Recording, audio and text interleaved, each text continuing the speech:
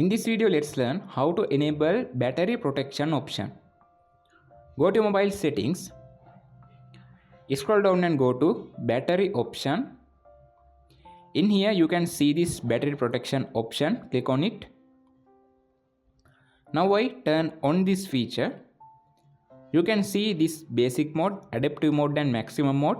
If you use this basic mode, when your battery is charged to 100%, charging will stop until the battery level drop down to 95%. You can see the instructions in here.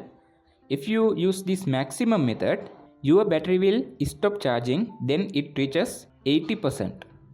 In this method, you can enable battery protection option so you can save your battery lifetime.